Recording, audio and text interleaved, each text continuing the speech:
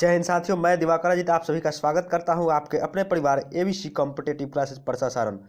दोस्तों ध्यान रखेंगे, आज हम लोग बिहार दरोगा बिहार दरोगा, बिहार पुलिस अग्निशमन, रेलवे ग्रुप डी और एसएससी जीडी के लिए महत्वपूर्ण होमवर्क सीरीज चलाया जा रहा है। यह होमवर्क सीरीज का पार्ट 4, इसके पहले 3 सीरीज आ चुके हैं। जो मित्र अभी तक नहीं देखे हैं उस सीरीज को लेकर जाकर देखें और अपनी तैयारी को आगे बढ़ाएं। चलिए शुरू करते हैं। होमवर्क सीरीज 4 में सबसे पहले हम बता दें कि बिहार दरोगा के अभ्यर्थियों के लिए जो है सबसे पहले आपको कल का टॉपिक है इतिहास। ध्यान रखेंगे, इतिहास में आपको हड़प्पा सभ्यता से संबंधित प्रश्न पूछी जाएंगी। ठीक है, जैसे मान लेते हैं कि कोई प्रश्न हुआ कि हड़प्पा की समकालीन सभ्यता रंगपुर कहाँ अवस्थित थी। ठीक है, तो ये आपका हो जाएगा कहाँ, सौराष्ट्र। ठीक है, और आपसे भी प्रश्न पूछा जाएगा कि लोथल को किस नाम से जाना जाता है, यानी कि लघु हड़प्पा या लघु मोहनजोदड़ो लोथल को जाना जाता है। तो इस तरह से प्रश्न पूछे जाएंगे। तो जो भी हड़प्पा सभ्यता से संबंधित आपको प्रश्न कहीं से भी मिले तो उसको आप लोग पढ़ लेना है, पढ़ लेंगे और वहां से आप छात्रों की है स्पीडी का सामान्य अध्ययन पेज नंबर 7 और 8। ठीक है, पेज नंबर 7 और 8 है। यदि आपका पेज नंबर मिसमैच हो तो यहाँ पे आपको टॉपिक दिया गया है राष्ट्रीय प्रतीक, चिन्ह, बजट, हिंदी भाषा का ज्ञान, भारत में परिवहन। ठीक है, इस सभी को देख लेंगे। भारत में परिवहन, भारतीय प्रतिरक्षा एवं भारतीय बैंकिंग, ये जो है पेज नंबर सामान्य अध्ययन के पेज नंबर 7 एवं 8 में मिलेंगे। ये सभी टॉपिक बिहार पुलिस वालों के लिए भी ध्यान रखेंगे। बिहार पुलिस वाले, एसएससी जीडी वाले और रेलवे ग्रुप डी वाले, और जो बिहार दरोगा के छात्र हैं वहाँ उनके लिए एक अलग से जो है वहाँ पे हड़प्पा सभ्यता उनको पढ़ना है। ठीक है, और सामान्य विज्ञान में क्या पढ़ना है, ये जो है रेलवे ग्रुप डी के लिए खास करके है सेट 183 से 185, पेज नंबर जो है 183 आप लोग निकाल लेंगे स्पीडी के सामान्य अध्ययन में। और आपको मॉडल सेट 25 से 33 के बीच के जो टॉपिक हैं उसको पढ़ने हैं। इससे संबंधित प्रश्न आपसे कल पूछे जाएंगे। चलिए दोस्तों, तो अब हम लोग शुरू कर लेते हैं कि कल के टॉपिक जो दिए गए थे उससे कुछ महत्वपूर्ण प्रश्न। सबसे पहले हिस्ट्री के प्रश्न है। दोस्तों मैं आप सभी को बता दूं कि आप सभी यदि हमारे चैनल पर नए हैं, चैनल को सब्सक्राइब नहीं किया तो चैनल को सब्सक्राइब कर लेंगे, वीडियो को दोस्तों में शेयर करेंगे और वीडियो को एक लाइक जरूर करेंगे। प्रश्न को देखते हैं कि भारत में जीवाश्म के प्रमाण कहाँ से मिले हैं। ये हिस्ट्री के प्रश्न है। सभी टॉपिक से आपसे 10 से 15 प्रश्न पूछे जाएंगे जिसका आंसर आप लोग जरूर बताइएगा।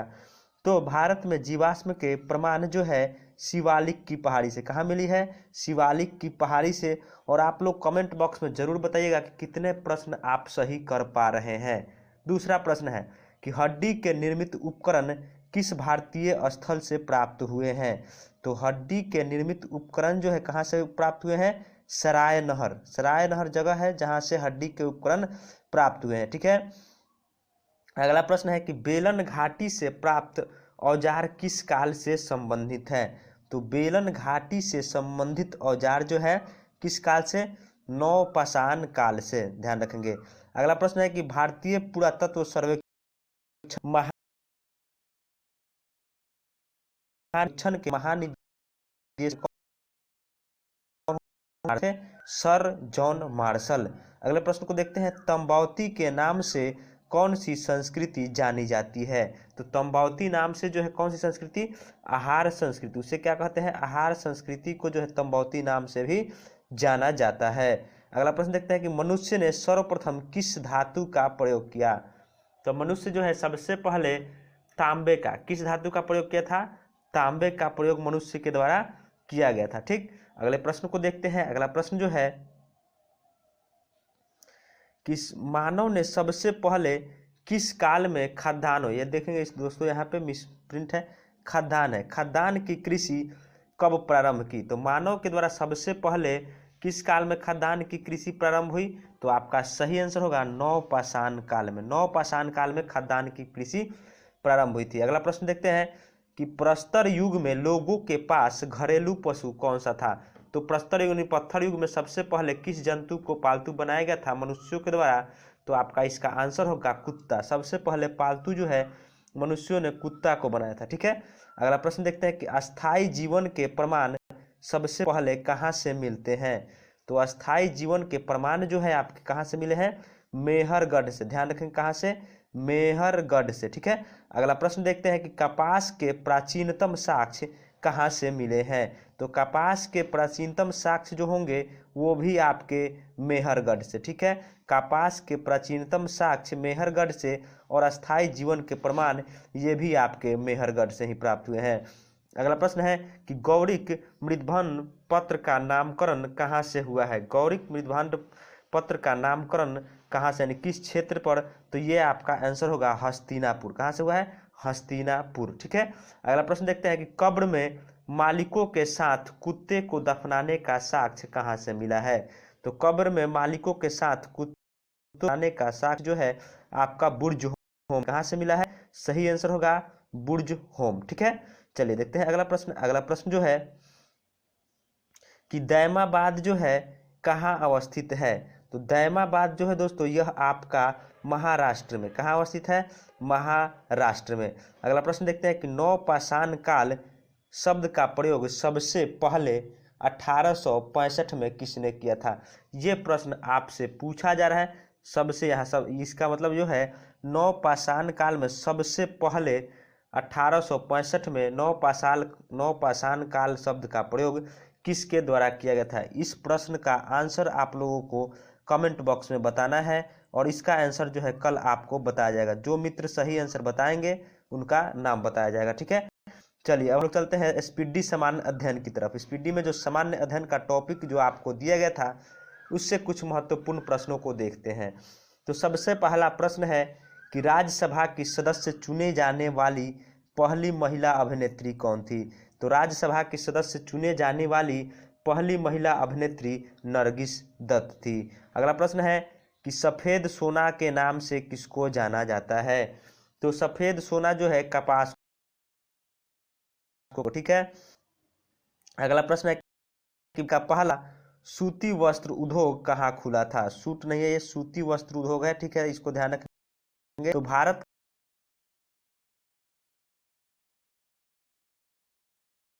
का खोला गया था। अगला प्रश्न देखते हैं कि MTNL की स्थापना कब हुई थी। तो MTNL का सबसे पहले जानेंगे फुल फॉर्म होता क्या है। तो MTNL का फुल फॉर्म होता है महानगर टेलीफोन निगम लिमिटेड। इसकी स्थापना 1986 में हुई थी और इसका मुख्यालय जो है नई दिल्ली में है। अगला प्रश्न देखते हैं कि इंटरनेट की शुरुआत कब हुई थी। दोस्तों ध्यान रखेंगे इंटरनेट की शुरुआत जो है सन 1995 में। कब हुई थी, तो 1995 में। अगला प्रश्न देखते हैं कि डाक विभाग की स्थापना कब हुई थी।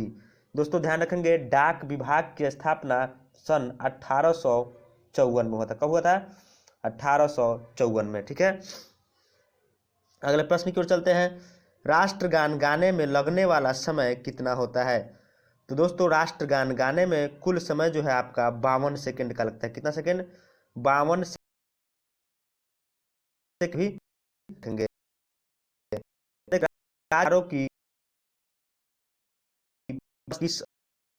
राज्य सरकार के बजट से संबंध इसकी चर्चा जो है भारत के संविधान के अनुच्छेद 202 में, कौन में है, तो 202 में है। ठीक है, अगले प्रश्न की ओर देखते हैं। भारत में आधुनिक शिक्षा के जन्मदाता किसे कहा जाता है।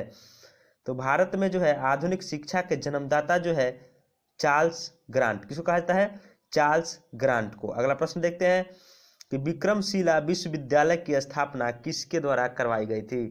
दोस्तों ध्यान रखेंगे विक्रमशिला विश्वविद्यालय की स्थापना धर्मपाल के द्वारा 9वीं शताब्दी में कब की गई थी, तो 9वीं शताब्दी में धर्मपाल के द्वारा। अगला प्रश्न देखते हैं कि राजभाषा आयोग के अध्यक्ष 1955 में कौन बने थे, यानी कि राजभाषा आयोग के अध्यक्ष कौन थे। तो आपका सही आंसर होगा BG खरे। कौन थे, BG खरे थे राजभाषा आयोग के अध्यक्ष 1955 में। ठीक है, अगला प्रश्न देखते हैं कि आउटकम बजट पहली बार किसके द्वारा प्रस्तुत की गई थी। तो आउटकम बजट जो है सबसे पहले P चिदम्बरम, ठीक है, P चिदम्बरम के द्वारा सन 2005 में। ठीक, अगला प्रश्न देखते हैं कि भारत का राष्ट्र कवि किसको कहा जाता है। तो भारत का राष्ट्र कवि जो है मैथिली शरण गुप्त। किसको कहा जाता है? मैथिली शरण गुप्त को कहा जाता है। अगला प्रश्न है कि सबसे पुराना और कृत्रिम बंदरगाह कौन सा है? दोस्तों ध्यान रखेंगे, भारत का सबसे पुराना और कृत्रिम बंदरगाह जो है कौन सा है? तो इसका सही आंसर होगा चेन्नई। ठीक है। अगला प्रश्न देखते हैं कि भारतीय नौसेना के पहले वाइस एडमिरल कौन थे? दोस्तों ध्यान रखेंगे, भारतीय नौसेना के पहले वाइस एडमिरल RD कटारी, रामदास कटारी। ठीक है। चलिए देखते हैं अगला प्रश्न। अगला प्रश्न जो है कि केंद्रीय बैंकिंग जांच समिति की स्थापना कब की गई थी? दोस्तों केंद्रीय बैंकिंग जांच समिति की स्थापना सन 1931 में कब की गई थी? तो सन 1931 में। ठीक है। अगला प्रश्न देखते हैं कि सड़कों की न्यूनतम लंबाई किस राज्य में है? तो सड़कों की सबसे न्यूनतम लंबाई जो है आपका सिक्किम में। किस राज्य में है? तो सिक्किम में है। ठीक है। अगला कि प्रथम फील्ड मार्शल जो होंगे जनरल मनेकशॉ। कौन है? जनरल मनेकशॉ। ठीक है। अगला प्रश्न देखते हैं, भारत का प्रथम टैंक रोधी मिसाइल कौन सा था? तो भारत का पहला टैंक रोधी मिसाइल जिसका नाम था नाग। ध्यान रखेंगे क्या नाम था उसका? नाग। ठीक है। अगला प्रश्न देखते हैं कि भारत के प्रथम रक्षा मंत्री कौन थे? दोस्तों भारत के प्रथम रक्षा मंत्री जो थे बलदेव सिंह। ये प्रश्न जो है आपके स्पीडी के सामान्य अध्ययन से 20 प्रश्न थे। ठीक है। तो आप लोग अपने कमेंट बॉक्स में जरूर बताइए कितना प्रश्न आप लोग सही कर पा रहे हैं होमवर्क सीरीज के टॉपिक से। ठीक है। अब विज्ञान से प्रश्न देखते हैं। विज्ञान का प्रश्न है कि कृत्रिम सिल्क को किस अन्य नाम से भी जाना जाता है? तो कृत्रिम सिल्क रेयॉन को कहा जाता है। ध्यान रखेंगे। अगला प्रश्न देखते हैं कि एंटीबायोटिक एम्पिसिलिन किससे प्राप्त किया जाता है? तो ये एम्पिसिलिन जो है बैक्टीरिया की छाल से प्राप्त किया जाता है। ठीक है। अगला प्रश्न देखते हैं, दर्द निवारक दवाइयों को क्या कहा जाता है? तो दर्द निवारक दवाइयाँ जो है उसे एनाल्जेसिक क्या कहते हैं? एनाल्जेसिक। ठीक है। अगला प्रश्न है कि रानीखेत बीमारी किससे संबंधित है? तो रानीखेत बीमारी जो है किस पशु में होता है? तो आपका सही आंसर होगा मुर्गी। किस में होता है रानीखेत बीमारी? तो मुर्गियों में होता है। ठीक है। अगला प्रश्न देखते हैं। अगला प्रश्न जो है कि शरीर में यूरिया किस अंग में बनता है? तो शरीर में जो है दोस्तों यूरिया आपके यकृत में कहाँ बनता है? तो लीवर यकृत में। ठीक है। अगला प्रश्न देखते हैं कि चिकित्सा शास्त्र के जनक किसे कहा जाता है? दोस्तों ध्यान रखेंगे, चिकित्सा शास्त्र के जनक हिप्पोक्रेटस। किसको कहा जाता है? तो हिप्पोक्रेटस को चिकित्सा शास्त्र के जनक कहा जाता है। प्रोटीन के पाचन में कौन सा एंजाइम सहायक होता है? ध्यान रखेंगे, प्रोटीन के पाचन में सहायक होने वाला एंजाइम जो है कौन सा है? पेप्सिन। ठीक है। अगला प्रश्न देखते हैं कि सामान्य आंख के दूर की अधिकतम दूरी क्या होती है? यानी सामान्य आंख से अधिकतम कितना दूरी तक किसी वस्तु को देख सकते हैं? तो अनंत। ठीक है। और न्यूनतम पूछे तो 25 सेंटीमीटर और अधिकतम जो है आपका अनंत। अगला प्रश्न है कि प्रोटॉन का भार इलेक्ट्रॉन के भार का कितना होता है? तो प्रोटॉन का दोस्तों भार जो होता है इलेक्ट्रॉन के भार का 1836 गुना। ठीक है। अगला प्रश्न देखते हैं कि फलों के अध्ययन को क्या कहा जाता है? तो फल के अध्ययन को दोस्तों पोमोलॉजी क्या कहते हैं? पोमोलॉजी कहते हैं फल के अध्ययन को। ठीक। अगला प्रश्न देखते हैं कि संतान का निर्धारण सूत्र या क्रोमोसोम पर निर्धारित होता है? तो संतान का निर्धारण जो है दोस्तों पिता के क्रोमोसोम, किसके क्रोमोसोम पर? तो पिता के क्रोमोसोम पर निर्धारित होता है। अगला प्रश्न देखते हैं कि पागल कुत्ते के काटने से कौन सा बीमारी होता है? यदि दोस्तों पागल कुत्ता के काटने से जो है कौन सा बीमारी? हाइड्रोफोबिया। क्या है? हाइड्रोफोबिया। ठीक है। अगला प्रश्न देखते हैं कि वायुयान और ध्वनि की चाल के अनुपात को क्या कहते हैं? तो वायुयान और ध्वनि के चाल के अनुपात को मैक संख्या क्या कहता है? माइक नहीं, मैक संख्या। ठीक है। इसको ध्यान रखेंगे। चलिए अगले प्रश्न को देखते हैं कि टिटनेस के द्वारा शरीर का कौन सा अंग प्रभावित होता है? तो टिटनेस के द्वारा शरीर का अंग आंत। कौन सा अंग प्रभावित होगा? तो इसका सही आंसर होगा आंत। ठीक है। चलते हैं अगले प्रश्न की ओर। शैवाल यानी ईस्ट कवक में किस प्रकार का विभाजन होता है? तो शैवाल या ईस्ट और कवक इन सभी में जो है अर्धसूत्री विभाजन। कौन सा विभाजन होता है? तो अर्धसूत्री। ठीक है, अगले प्रश्न को देखते हैं। कोशिका के किस भाग को साइट ऑफ कंट्रोल कहा जाता है? तो वो कोशिका का भाग है केंद्रक। केंद्रक को क्या कहता है? Site of control. ठीक है, अगला प्रश्न देखते हैं। भस्म लिटमस को किस रूप से किस रूप में बदल देता है? तो भस्म जो है लिटमस पत्र को लाल से नीला में किसमें बदलता है? लाल से नीला में। ठीक है, अगला प्रश्न देखते हैं कि सुहागा का रासायनिक नाम क्या होता है? दोस्तों ध्यान रखेंगे, सुहागा का रासायनिक नाम बोरेक्स। क्या होता है? तो इसका सही आंसर होगा बोरेक्स। ठीक है, अगले प्रश्न की ओर चलते हैं। अगला प्रश्न जो है कि लैक्रिमल ग्रंथियां क्या स्रावित करती है? तो लैक्रिमल ग्रंथियां जो है आंसू, जो ये ग्रंथियां जो है आंख में पाई जाती है, जिस कारण जो है लैक्रिमल ग्रंथियां का मुख्य काम जो है आंसू का श्रवण करना। अगला प्रश्न है कि थर्मामीटर के आविष्कारक कौन थे? तो थर्मामीटर के आविष्कारक कौन है? फ़ारेनहाइट। दोस्तों ये प्रश्न थे 20 प्रश्न साइंस के, 20 प्रश्न आपके सामान्य अध्ययन और 15 लगभग 55 प्रश्नों को हम लोगों ने देखा। और एक बार हम लोग फिर से देख लेते हैं कल के टॉपिक को। जो दोस्त नहीं देखे अभी तक, हमारे 3 सीरीज को जाकर चैनल से देख सकते हैं, उसका प्लेलिस्ट बना दिया गया है। इतिहास में आपको हड़प्पा सभ्यता पढ़ना है बिहार दरोगा के छात्रों के लिए। प्लस में स्पीडी का सामान्य अध्ययन जो पेज नंबर 7 और 8 में है। टॉपिक है राष्ट्रीय प्रतीक चिन्ह, हिंदी भाषा का ज्ञान, बजट, भारत में परिवहन, भारतीय प्रतिरक्षा एवं बैंकिंग। ये सभी टॉपिक जो है बिहार दरोगा के छात्र, बिहार पुलिस और रेलवे ग्रुप डी और एसएससी जीडी के छात्रों को पढ़ना है। और ये टॉपिक जो है सामान्य विज्ञान में पेज नंबर 100